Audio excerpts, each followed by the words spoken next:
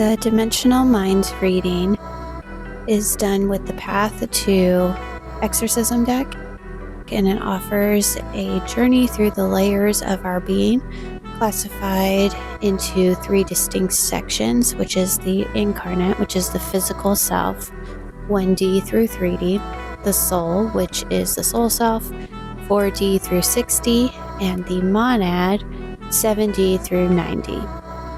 Each section dives into a different dimension of consciousness, guiding you towards enlightenment and balance. And while I'm getting the cards ready and the energy right, I will go over the different dimensional minds and what they have to offer. So 1D is the deepest, most primal instincts, habits, and auto responses. 2D is the emotions and desires. 3D is the thoughts and beliefs and perceptions. 4D is the dreams, intuition, and spiritual, the astral plane. 5D is symbols, patterns, and collective, the archetypes that make you up. 6D is the spiritual growth, enlightenment, and higher consciousness. 7D is divine cosmic consciousness, higher truth. And 8D is integration of individual consciousness with the universal mind. 9D is the spiritual evolution and enlightenment. As we go through the reading, we will go into this further. So the incarnate self, the physical, the 1D through 3D, this section explores the earthly dimensions that directly influence our daily lives. And then the soul section, 4D through 6D, is the section that ascends into the higher realms that address dimensions of your soul. And the monad section, 7D through 9D, explores the highest dimensions of being, where the individual consciousness merges with the universal mind. Now it goes beyond this, but we're only going to go this far for right now. Now, before we get started on this particular reading, there was a specific question for it. So there was a rune reading with 3 runes, and it noticed a demonic presence that needs to be evicted, and it's looping in there. So we're trying to source where this is coming from. Okay, let's dive in. So 1D was giving us the spiritual seals card. Now, normally I think this is crystal seals, but later on it seems to suggest this is a 666 seal, which is a genetic quarantine within most human beings, and we have to evolve past this to move on to different levels of spiritual ascension. It's kind of protecting them from our ignorance, I guess you would call it. Okay, and then the 2D card is demonic temptation, which makes total sense. So it's talking about unmasking the demon, the effect on emotional level. Is this eternal or external? Most of the time they're internal, or it's an external entity connected to your internal emotional state and mental state. So it's hooking into something. So it's definitely something within the self that's happening here. Okay, and card number 3, 3D, is the possession, which is basically dead energies or displaced entities suffering from soul fracturing, which is normally within the self at this level. We have a lot of trauma that we don't process, and we just push it away, bottle it up, and forget about it. And it's causing a lot of problems and a lot of soul fracturing that needs to be healed within the self to move on to the next levels. Okay, so that was all what was going on our physical plane. Now, in the soul plane, we get to an interesting one with card 4 of the astral mind, mirrored reflections reversed, which is a front to back inversion of the mirror that does not reverse left to right, but it flips along the axis from front to back and vice versa. This is a red wave false perception.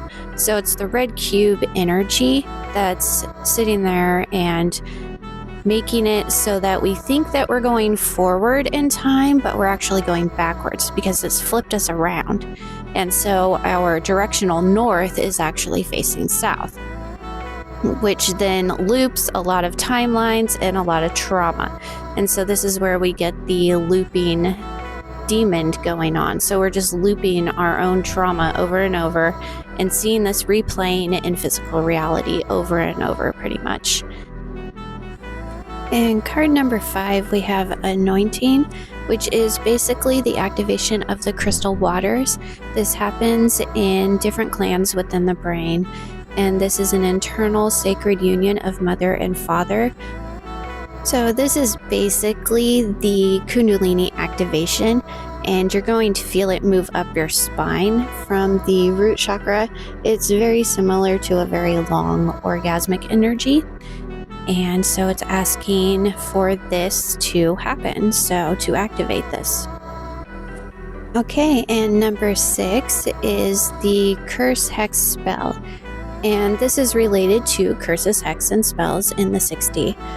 It is the 6/6 seal, which goes back to number 1, where it's talking about spiritual seals.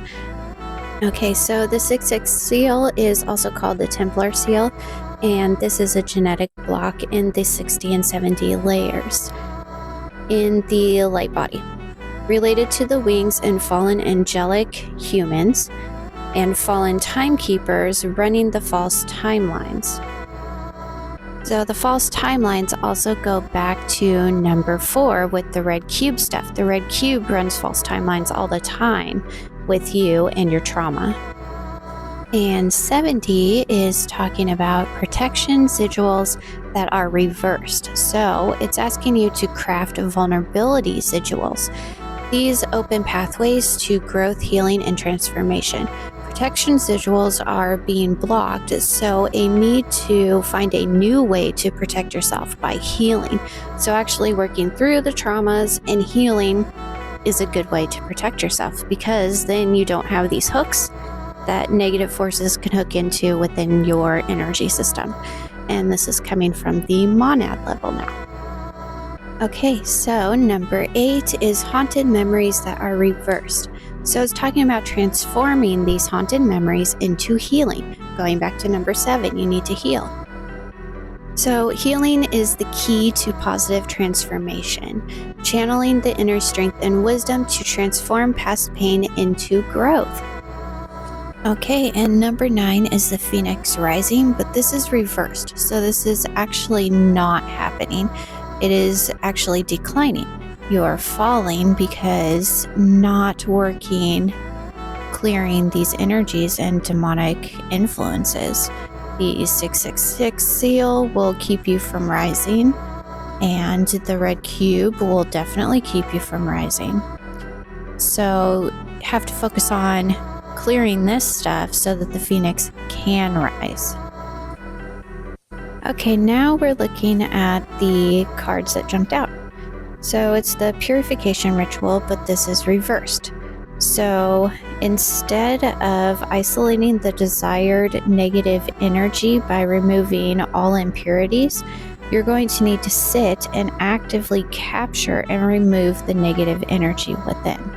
And this is done by binding them to a negative or a magnetic energy, so something that the negative is attracted to. Negativity is attracted to negative energy. So a good way to do this is to go into meditation or get your shadow journal out and think of a big trauma that you have, something that's big, that's stuck with you, probably within childhood. And then write down everything that has stemmed off of this trauma. So let's see, you have abandonment issues, your dad left when you were little or whatever, and you haven't seen him again. So now in your relationships, there are abandonment issues. So you write down every single time you can remember this has happened, every time you've felt that, which is going to take a while. And then, now, after you've sourced this core trauma, then you're going to have to research and see what kind of negative energies are attracted to this. And this can be done by a quick Google search and searching demons that are attracted to whatever, like abandonment. And then you write all of those guys down. So then you're going to clear all of their access to your energy.